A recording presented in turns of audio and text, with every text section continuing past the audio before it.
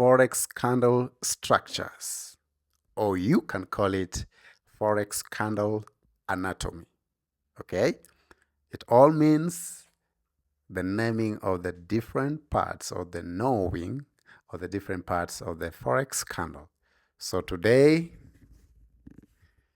we want to learn more about the forex candle patterns, and we also want to know the difference between these two candle patterns and how they actually get printed on the chart. So to just get things going, let's understand what causes the red and the green candle printing on your forex trading chart. So you understand that forex is made of some people buying and some people selling a given currency pair or a given trading instrument. Okay, so when buyers are in the market, so when buying is happening, the chart prints green candle. You see a green candle printed. When selling is happening, you see a red candle printed on the chart. Perfect. So you know when you are selling, or when there are sellers in the market, you see a red candle, and when there are buyers, you see a green candle printed. Perfect. We'll talk about the lower parts, the thin sticks at the bottom and the top of the candles in the later tutorial, but today we want to measure on the forex candle body parts. Perfect. So the higher part of the candle is called candle's high. So that's the highest that candle went during that trading session or trading interval. And the lowest part of the candle is called candle low. All right, so the highest is candle high and the lowest is candle low. Then let's just pick one candle here and name its body parts. Yeah, so if we pick the red candle, which is the sellers, they are called sellers, or you can call it a bear's candle, or in forex trading, when you're selling, you say, I am going short. So maybe yes, if you're saying Euro USD, you would say, I'm going short on Euro dollar. Okay. If you are buying, you would say, I am going long, buying, or the market is bullish. If you see many green candles, you say the market is bullish. There are buyers in the market. People are going long on this instrument. Same as the red one. You say the market is bearish. There are sellers in the market. People are going short on this instrument. Right? So there are similar parts of these candles, and there are parts that are different in where they are located. So we have the similar parts at the high. We have both highs and both lows. The lowest part of the candle is called the candle low, and the highest part of the candle is called candle high. And we have the body, the fleshy part, or the thick part of the candle. We call it body. Yeah. Then we are done with the similar parts. Now here comes the tricky part. Now before you understand the tricky part, I want you to understand that the red candle, the bear candle, is a market force. Another definition, or is the market strength to pull the exchange down. You see this arrow going down here?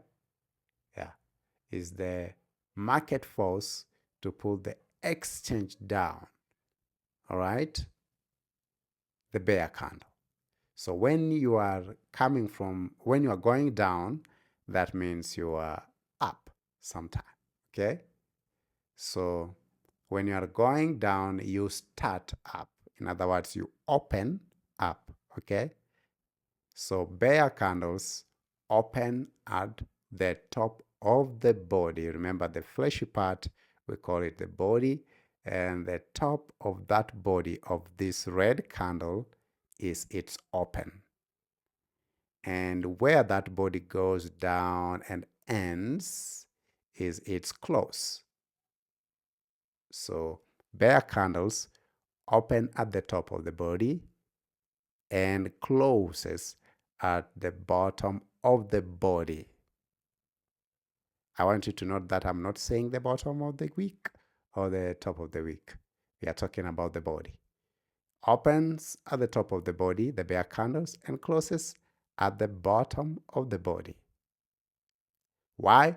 Because it's a force that moves or pulls the exchange down.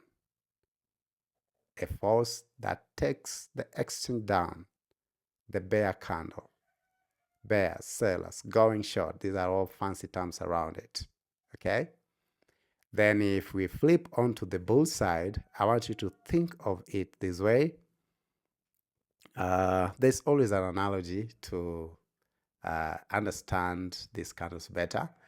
Starting with the bear candle, the reason it's called bears or bear is because of what the bears in the jungle do when they catch their prey.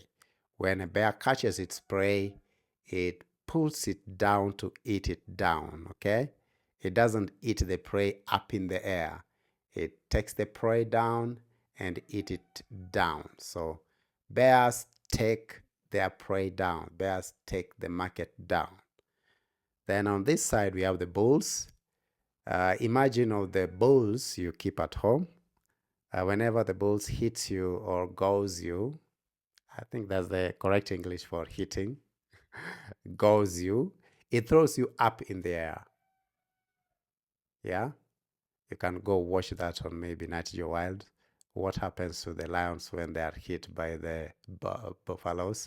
They are thrown up in the air. So the bull's candle got its name from what the bulls do with their enemies. They hit their enemies and throws them up in the air. So bulls, being that they are taking the exchange up, they open at the bottom of the body. Why? Because they need to go up. So they open down and climbs up and closes at the top of the body. All right? Perfect. They open at the bottom of the body and closes at the top of the body. Then we also have this sticky part of the candle. You see this tiny, slender, sticky part. It's called wick or shadow. You can call it wick or shadow.